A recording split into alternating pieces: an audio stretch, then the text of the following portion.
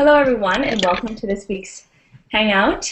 My name is Gina. Today I have with me a special guest live from India, Premraj. He is a Vedic priest. He's actually might have done many of your rituals if you've ordered them through Astraved or Pillai Center. He's worked with us for I think 3 years now or so, and he started Vedic school at a young age and is quite knowledgeable and is going to bring us that knowledge about Hinduism, demystifying what are all those gods and goddesses about, when and how to do rituals, and how to use this technology, this ancient technology, in our everyday life. So thank you so much for joining us, Premraja. First of all, am I saying your name right?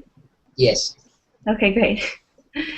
So thank you for joining us, and I know that you're a wealth of knowledge, so let's start hearing about that. First of all, I think a lot of us in the West, because we are used to a single God in Christianity, at least for me, when I first started hearing about gods and goddesses, I was not sure why there are so many, or what they do, and how that is, how's that practiced.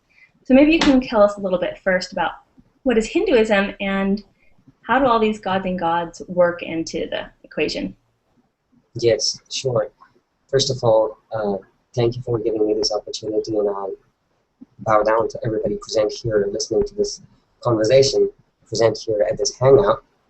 And we have a special occasion coming. It's the Jupiter transit, and it's like the perfect time to discuss about all of these things. And most people think like a Walmart, like around where you go down, and when you seek wealth, it's not like, hey, you need wealth, go to the wealth department where Lakshmi is the goddess. If you need knowledge, go to Saraswati. If you need bravery, courage, go to Durga. It's not like that, but Hinduism has different schools. There's a school called Advaita Vedanta, which means that, the God is one.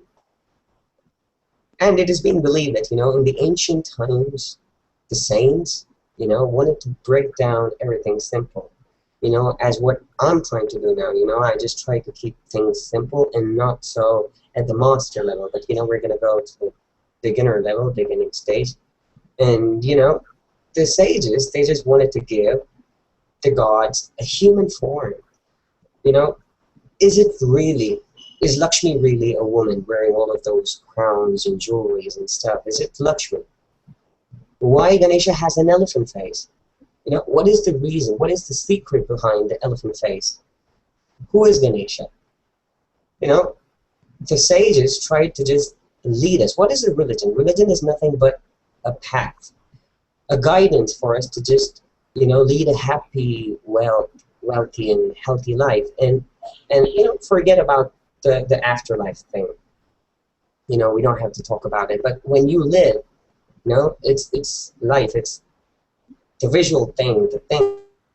When you live it, Jesus wanted you to live, wanted us to live the right way. So that's why they created all of these things, these stories are Shiva, Parvati, and then Ganesha, Subramanya, all of these family things, like, one husband, one wife, all of these things for us to lead a happy, beautiful life. So that's what religion is all about. And that's what sages tried to tell us. So what they did was, they gave a human form to the gods. And then the secret behind Ganesha, for example, I'm just going to give you a small example. Ganesha has an elephant face. So what is the secret behind elephant face? Elephant face because the mantras, the rituals, the procedures in the ritual, all of that enhances your brain. It gives access to the secret parts of your brain, and it will make you super intelligent. There is an example. There is a proof. Go to YouTube, search for super brain yoga. And in that video, people just tell you, they just tell you how to access to the secret parts of your brain, how to become super intelligent. And what they do is, what the yoga is, they just hold their ears, sit down, and stand up for like 10 times a day. This is what they tell to do. And if an Indian, especially a South Indian, gets to watch that video, we we laugh so hard because it's the most simplest thing, simplest way of worship here in South India. So Worshipping Lord Ganesha. worshiping Lord Ganesha, that kind of worship. Mm-hmm. So, you know, the science has just now been revealed. Earlier days, the Indians, the disadvantage of the Indians, of the Hinduism, was that no questions were raised. Example, look at me. I didn't know anything. I didn't ask why. I didn't ask how to do it. I never asked a question to my teacher. And when I came out, I had to seek the answers. And that is why most of the science behind each and every procedure, each and every ritual. And so the Ganesha has an elephant face in the human body because his rituals enhances the brain. And that's why they give a humongous elephant face. So each and every gods and goddesses have a different feature, a unique thing to just, you know, give us a hint, like, you know, hey, you worship this god, you do these rituals, you'll just get that. It's not the gods, it's the mantras, it's the vibrations, it's all of that secret energy. There are different ways, you know, to get access, to get those things, to get those blessings. For example, as I told earlier, you could do meditation, you could do rituals, you could do japas, you could do yoga to attain these blessings. So, you know, Hinduism has different schools. As I told earlier, one school says that the god is one. Another school says that, you know, the gods are different. So it is based upon the school that you believe in, the teachers that you would like to, you know, approve on, the points they make, the arguments that they, you know, make and stuff. So it's different. Okay. So then what I'm hearing is that there's all these gods and goddesses energetically, and whether they are, you know, Dr. Pillai would say that they're real, that they, you know, they exist, and that they're archetypes, because the energy, like you're saying, the vibration of them has a certain pattern that that is good for something, right? So what you said, like Ganesha expanding the brain, and then Lakshmi bringing wealth, and then all the attributes to that archetype bring that vibration through stronger, so that we as humans can relate to it, right? And then in the building of the relationship to that archetype is what strengthens your energy to that vibration and the mantra, right? Yes. Okay. So I think that's... Everybody has their own opinions about Hinduism. Because the Sanskrit, for example, the language. In Sanskrit, a single word can have like different meanings, like 9 different meanings which are totally contrary to one another. For example, the word naraha would mean human at one place and crocodile in the other. So that's the reason, you know, when the sages gave out their teachings, they didn't give the explanation but the sutras. Just the sutras. And people had to find what the meanings are. And so the students sat down individually, wrote down their own explanation, and it was submitted, and the best one was selected, and it was considered to be the explanation of the sutra itself. And the truth is, I myself had a different perception about Hinduism yesterday, and it has changed today, and it may change next year or the next minute. Because, you know, that's the way it is. Because of the language, because of the way we have been brought up, so it's different. And it's true. One of my teachers told, he told that, you know, just because we are humans, we gave the gods a human form. We gave them jewelry, we gave them crown, we gave them gold, we gave them everything because we were humans. Imagine if a snake was given 6 senses, and if they were to worship God, how would it be? It would be Ganesha would be a snake body and a human face. You know, it would have differed. So it's different. It's totally different. And Hinduism on the whole is not about gods. Hinduism has always been about yourself, each and every individual. It's about realizing what the soul is, realizing who you are. You know, there is this beautiful story where a guy goes to a teacher, and he goes and, asks, like, hey, people say that you're a great saint. So tell me, who are you? And then the teacher goes, okay, tell me who you are first. And he goes like, hey, my name is so-and-so, so that's me. And he goes like, that's your name, who are you? And he goes, I work for this company, that's me. And he's like, that's your job, who are you? I'm a human being, that's your species, who are you? He couldn't answer. And so he asked, like, get to know who you are first. And then come back to me asking who I am. Mm-hmm. So the first thing that we do in a ritual is, like, give 3 drops of water. And then we chant the mantra, Atma Tattva Yasvatha. What is the Atma Tattva? The knowledge of Atma. Hinduism is all about knowledge. It's all about knowledge. You gotta know what you are. You gotta know what the knowledge is. You gotta know what the gods are. So it's all about knowledge, and the perception differs from person to person. So, yes. And you mentioned the Jupiter transit coming up, and Jupiter is known as the guru, so he's all about knowledge, and auspicious that we're learning that this topic. The Devaguru. The Devaguru. He's the guru of the gods, of the good ones, and he's like the master. And it's the best time to just not Brihaspati, but to each and every teacher you could just give a word of thanks. You could just sit and meditate. That's like the least thing. People say, like, spare a minute of your time to me. That's the biggest sacrifice you could do. But spare it with all of your heart and with satisfaction, nothing else, but just think of me, meditate towards me for just even a single minute, and that's all that I ask for. The gods say it, the teachers say it. It's what everybody wants.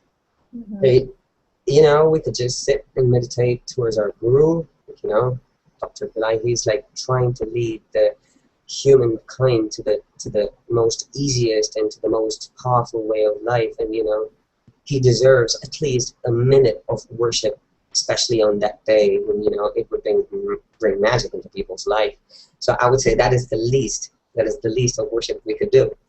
And also the rituals, it is just adding up. It would just add up good things.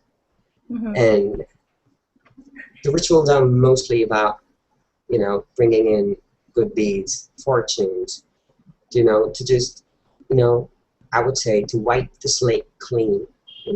We've done bad things before in our bad life. Everybody does it. It's normal. That's human thing. It's human nature. So we it's to wipe the slate clean. That's why people tell to do rituals, like, do a homa, do an abhishekam. And people always have this doubt. I already tried to, convey this message in the earlier video I did with Meena, ma'am, but I couldn't. And the thing is, like, people have a doubt. Like, okay, I'm here in the U.S. and somebody's doing a ritual in India, and how could it possibly affect me? How could it bring in magic to my life? Because, it's been done like miles and miles away, 9,000 miles away. How is it going to possibly affect on me? And the thing is, it's not just a ritual. A ritual is like it has a lot of procedures in it. There is a lot of things that would help, to make it happen. And I would say, just on it. Yeah, because most of us have actually ordered rituals, and it is a common question. And people have asked me that too, like, well, how does the proxy thing work? And I've given my limited answers energetically of how, because you recite their name and birth star, there in that location, and then you perform it. And Dr. Pillai has said how, one of the Ashtabed Pillai Center, Ashtabed does all the rituals on behalf of Pillai Center as well. And he said how different we are as an organization because of the herbs that get used, and of course the priests. And we've gotten some great reviews about you and your dedication to rituals and being able to focus at that time. So tell us then, how does it work? Like what happens energetically? The beauty is that the reason why I love working with Dr. Pillai is that he's very specific. He never takes anything for granted. He just says, like, this herb has to be there. Nothing can happen late. The time is important, the place is important, the priest is important. He needs to be given everything needed. He needs to be calm. He needs to be in his own senses and do it perfectly. So, that's what I love. And that's the way it should happen, because of the modern times. It's not that way in most of the places. But, here it's happening that perfect way. And I wanted to answer the last question, how could it possibly affect? So, the sankalpa. First of all, the sankalpa. Sankalpa is like the intention, the reason why we're doing this, to the person why we're doing this. That would be recited. And that is the most amazing thing. And that is simply enough to bring in all of the powers. Imagine, sun is like 8,000 so long, so far away from the earth, but his light falls on the earth and plants grow. The same way, the fire from here can travel anywhere totally. That's what the Shastras say. There is no need to have any pratyaksha pramana, no need for a person to sit right in front of the fire. Yes, you would feel the vibrations, but what do you need? You don't need the vibrations. You need the problem to be solved. You need the blessings. Do you think the God you invoke is going to be just there? He's going to be everywhere. You're just going to bring in a part of his vibrations into the pot and into the fire, and you're just going to pray towards it. But where is the vibration? It's everywhere, all around you. So but what needs to happen is that the person should acknowledge and sit and meditate at that period of time, no matter what he's doing. He could be brushing his teeth. He could be traveling in his car. He could be in a meeting. He could do anything, at least for a minute. It would be better if the person just sits and meditates and acknowledges, yes, this thing is happening for me, and I'm participating in it. Mm-hmm. That would be like the best way. That needs to happen. And some people I've heard that actually do that, but a lot of us don't know when it happens either, and trust, that we're receiving the blessings that are being created at that time. That would happen. But that is better. Meditation, it should happen. At least they should have this knowledge, okay, maybe it's happening now. I should sit and pray. There is no time restrictions for meditation. And the beauty is that, the sages say, there are 3 knots. The human body has 3 knots to get access, to the self, to the own self, to the soul. The 3 knots are meditation, I would say mind, breath, and body. By pulling 1 knot, the other 2 come, automatically. You don't have to do anything. So expertise yourself. Gain expertise on 1 specific knot. How to gain expertise on 1 knot? What are the 3 knots? Mind as in meditation, breath as in pranayama, and body as in yoga. These are the 3 ways, 3 methods, to know, to self-realize, to get to know more about the soul. And, Dr.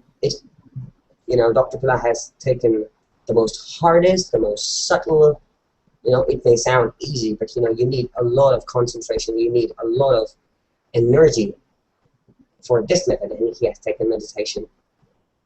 That is easy. If you sacrifice just a minute, if you put the whole concentration in, and if you just listen to him and just do what he says without thinking anything, without putting the logical mind into contact, you just listen and just you obey what he says, and you just do it. You'll get whatever you need. You'll just the magic will happen. That is it. So the meditation is it may sound easy, he's just sitting simply. He's not doing anything. He's just sitting there simply. That's what people would think, the concentration we put, the places where we try to get access, it's really, really not so easy. It's hard. So if meditation is going to help us about self-realization, why do we have to do rituals? What is the real benefit? To concentrate, what you need a happy life. You need the wealth. You need the health. You need the prosperity. You don't need any, you shouldn't be having any negativity. So how to make that happen? Rituals are the only way. That's why he says, do the rituals so that you'll get some peace within you, and then you can realize yourself more. You could get to know yourself more. It is possible to even see God through meditation. But to get that opportunity, you need rituals. Okay, You so need the homas, abhishekams, and all of the rituals. and so my understanding of that is because the rituals are shifting our vibration at a soul level beyond what we are really even aware of. That's my interpretation. So you correct me if I'm wrong. Let me tell you what I think. So, Yes. so we all come into this life with, depending on people's views, mine is that with a preset type of vibration, and then we create karma as we go in this life. And what we want to do is continually clear off not only what we did before in a past life, but what we're doing now, like any wrong deed or whatever that's accumulating a karmic impact. We want to be clearing as we go. And even Dr. Pillai does it. Even Dr. Pillai does remedies all the time. So you think even when you're at a state of mastery like him, mastering your consciousness and your thoughts, you still have karma. You still even have karma from other people maybe projecting their thoughts or energies on you that is impacting us if we're not protecting ourselves properly. So remedies and rituals will do that. Clear what we have, protect us from other things coming in. And as we continue to clear, it's kind of like peeling that onion. It doesn't end, and we have to continue to do it. But it'll reveal more and more of our highest and true vibration as we peel away those layers of the karma that we've been creating or creating now. Yes, absolutely. Yes. Okay. Yes, you understood it perfectly. It is to remove the negativity. It is to remove to everything. And as you've said, what I've said and what you're saying is very similar. It's just that what I'm saying is to get the opportunity to meditate, to get to know, for example, there are so many people in this world, and how many of them know about these meditations, and how many of them know about Dr. Pillai, and why is that? Because of the good deeds that they've done in their past life, or anything, past life, this life, you can't say. I want to stop you right there because I feel like it's really important to acknowledge that the people who have come to Dr. Pillai in this life have done something good to be able to be here, because he's unfortunately a well-kept secret at this point, where there aren't as many people who know of him, but the great blessings that exude from him are immense. So because I get emails and contact, about people saying, well, everything's going wrong, but the fact that they are introduced to Dr. Pillai, that they have a spiritual inclination, is such a blessing. So thank you for saying that. I really want to reiterate that for the people who are going through a hard time. Yes, that's what I'm saying. The Tamil saying goes, Avan Arulale Avantar Vinagi. With his blessings, I pray towards him. Without his blessings, I wouldn't even be praying. I wouldn't even be knowing, oh, there's a God, I need to pray towards him. Or, oh, there's something, that I could do to solve my problems. They wouldn't be having a solution. So even to know the solution, even to know how to solve your problems, you need blessings. And that happens because of the karma, because of the good deeds that you've done before. And how is it possible to happen? Yes, by feeding the poor, by doing a lot of stuff.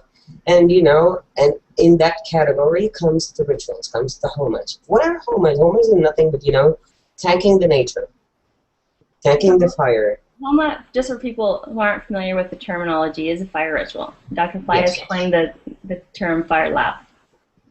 Fire, homas, yes, fire. Thanking the fire, yes. Homas, havans, is what people say in the northern part of India. It's thanking the fire. Fire is playing the most important role in the world right now. Thanking fire, water, because what we have in the pot is water. Air. It's thanking everything, thanking Mother. It's just a Thanksgiving ritual. And then what you do is you just request, okay, I thank you, and I want this to happen. Can you make this happen? And and then that's the kind of prayer that we put in. It's not like people. I don't like it when people say hey, I'm having a lot of financial problems. Do you think a ritual for Lakshmi would get rid of those problems? No, it's not a trade. No, it's not business. Just because you do a whole bunch, she wouldn't come and take it all away. No, it's not that. It's more about thanking. I've had money. Huh? It's not bribery of any sort. No, it's not bribery. It's totally not. It's more like thanking. It has to come from your heart. It's not a solution. It's more like thanking. And you know, people think like, you know, oh, it's about Hinduism, it's fire. No, it's not about Hinduism, it's not about religion. It's more about the nature, you know. Everything, there is some similarities in all of the religions. Islam, Christianity, Hinduism. There's like, you know, a lot of similarities. What do they say? Spread love. What do they say? Like, thank the nature. You know, love each other. You know, don't fight. You know, just live happy. Mm-hmm. You know, be peaceful. Like, you know, help people to be peaceful. You know, that's what they say. And that's what everything is about. And what we try to do in the ritual is like, you know, to feel the inner peace. That's like the basic thing. And then what we do is like, you know, thank the nature, and then we give the you know, prayers and stuff. You know, Agni is called the Havya Vahana. He's like the vehicle. He carries all of the prayers, and then he goes to the god, he submits it, and then he comes back to a ritual. And he's called the Havya Vahana. And so, you know, it's more about thanksgiving, and it's not a trade. You know, so rituals are mostly to wipe the bad deeds, you know, off, and, you know, to add good deeds so that you can have more opportunities, more ways to get the knowledge. It's all about the knowledge. You need to know, you know, that's what we say, Vedic science. What is science? The word science in Hinduism is, you know, in Sanskrit is Vijnana. Vijnana. Jnana is just knowledge. You know, what's the Vijnana? What is the V? You know, the V is like Visesha, special knowledge. You know, as in a Vigraha. The statues in temples that you see are called Vigrahas. You know, Grahakas, because, you know, they absorb. And they are Vigrahas because they specially absorb all of the vibrations, and they could let out the vibrations to change your life. So they're called Vigrahas. And Who does that? yes. Huh? Who does that? No, it's the name of the statue in temples. Vigraha. The god does that. He absorbs the vibrations, and he lets out to change people, you know, the lives of people. Mm-hmm. So the Vijnana, the science, the knowledge, you know, the Vedic science. It's not just about the Vedas. Vedas have the Jyotisha. Jyotisha is a part of, you know, Veda. Astrology, Jyotisha. Mm-hmm. Astrology is a part of it. Sanskrit grammar is a part of Veda. So all these sciences, what do they help us? Like, you know, they give us a path. Like, you know, for examples, Dharma Shastra. Dharma Shastra is like, you know, a scripture about wisdom. You know, even that's a part of Veda. It's called a Smriti. People thought about it, and they wrote down. The people who led a Vedic life, you know, thought about some stuff, and they wrote it down, you know, which would be relevant to the Vedas, and that's called Dharma Shastra. And according to Dharma Shastra, you know, that helps a lot in living the Vedic way, in the most easiest and the most scientific ways. You know, don't drink or eat anything when you're standing. That's a simple rule in Hinduism. Do not eat or drink when you're standing. When you're giving something or getting something, don't stand. Sit down. Sit down as in like on the floor, but don't sit on the floor, have a mat or something. Don't cover yourself, because, you know, because of the gravitational force. Gravitational force, it absorbs everything easily. It's really powerful. So, you know, this is the Vedic way of life. That's what Vedas, you know, try to teach us. Like, you know, live happily, live, you know, lead it easy. So, and hold on.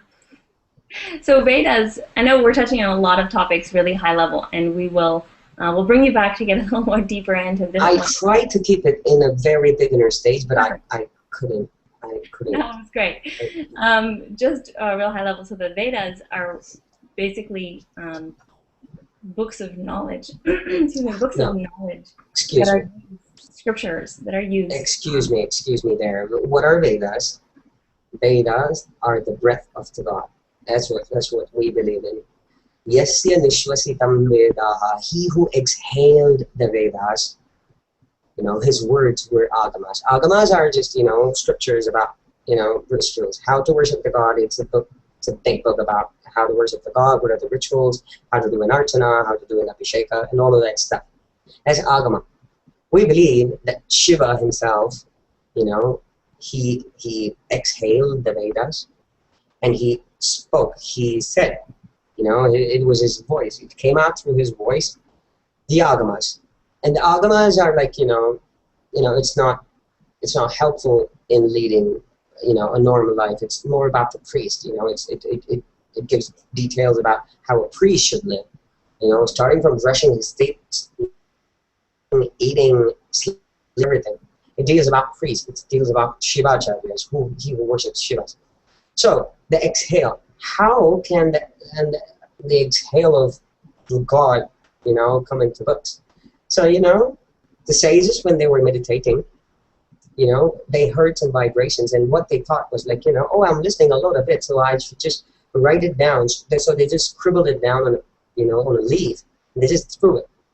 So what happened was, you know, finally there was a big bundle of leaves, you know, fully written with crazy stuff. They, you know, nobody understood what that was. Even the person who wrote that, he didn't know what that was. So he just, you know, in his knowledge, he just wrote something down. He just gave it some hymns, you know, some rhythms, and he just threw it away. He just, you know, it was then Veda Vyasa. Vyasa came in, he looked at the bundle, and he was like, oh my God. And so he sat down and categorized. This sounds similar, so this must be named the Yajur. The Yajur Vedas are Yajusha, you know, it deals more about, you know, herbs and, you know, Ayurveda, herbs and medicinal stuff. So he just categorized that, okay, let this be Yajur Veda.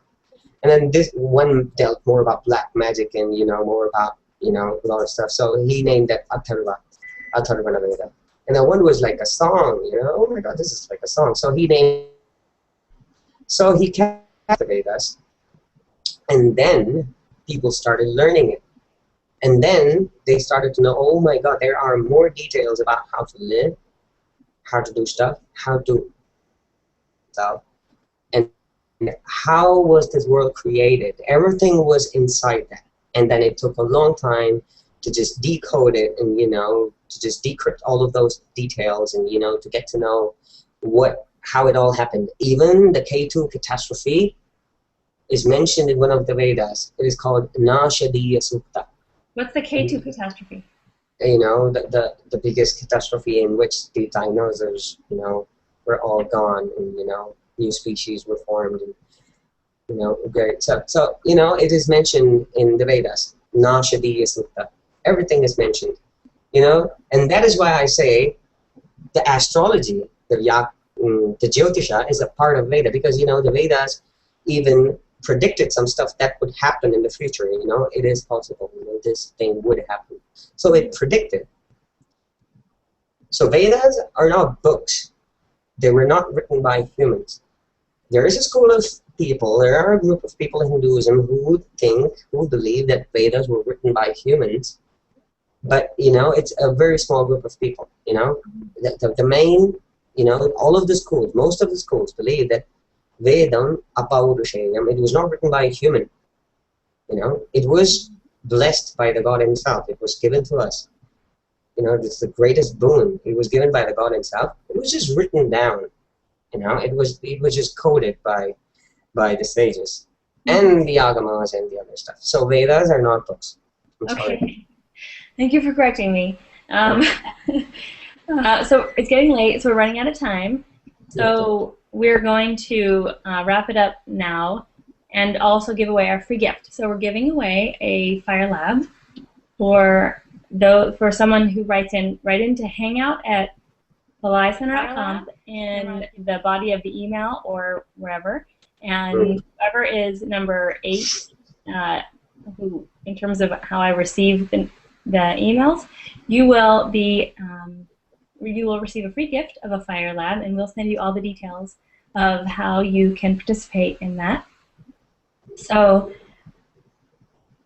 Parmaj, now that we're complete, thank you so much for all that great knowledge. And as you said, we're moving into the week of Jupiter transit, so the knowledge of Jupiter is just literally in the air.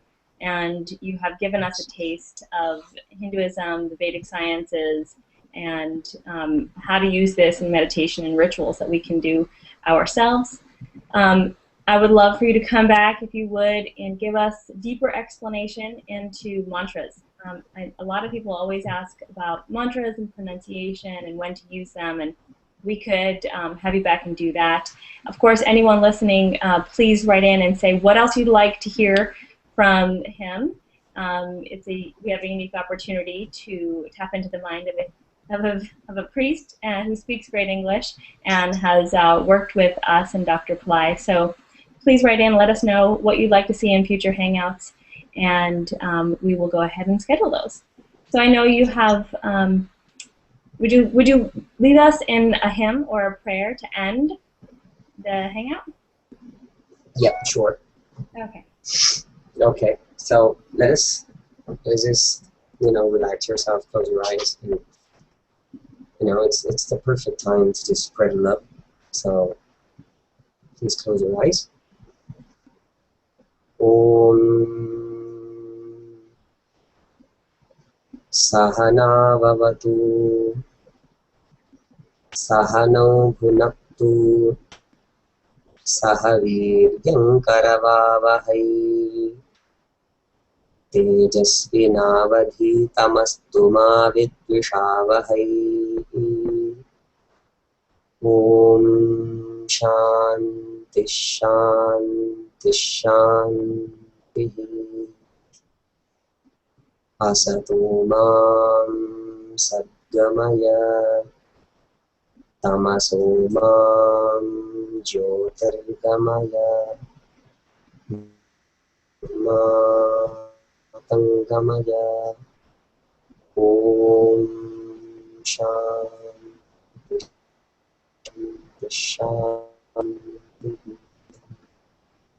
Hari Om.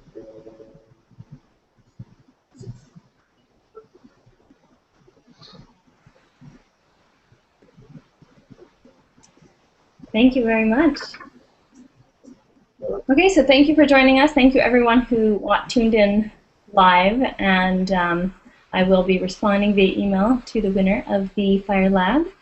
So a quick reminder of the energies happening this week. We have the Jupiter transit. That's basically what's happening. We just finished up the full moon energy and Muruga's birthday, the archetype of the great warrior. And so this week we have two amazing opportunities to connect with Dr. Pillai. One is on Thursday evening. So Thursday is ruled by Jupiter. Dr. Pillai will be himself performing a Fire Lab. And you'll be able to listen in to that and have your names and birth stars be placed into that ritual as he grates his blessings. And that's just the start of the transit. I understand it really takes a few days for the transit to occur. And then on June 1st morning, U.S. time, we will be having a live webcast with Dr. Pillai. So two opportunities to connect with him. One, like we were talking about earlier, is the ritual, is the soul cleansing technique that allows us to be renewed and healed at a deeper level. And then the other is the teachings and the meditation that I'm sure Dr. Pillai will be giving during the live webcast. So be sure to tune in this week to this immense occurrence. It's also interesting that this is the Jupiter transit of what Dr. Pillai is calling the Golden Age, how we transited into a new vibration this past year. And Jupiter moving into this house of Gemini brings transformation. So we have a deeper opportunity to transform ourselves and, of course, connect with Dr. Pillai, as this is a really powerful transit for him and will be creating great change in his life. So thanks, everyone, for joining in. Thank you, Premraj, for joining us live from India, and we will talk to everyone next time.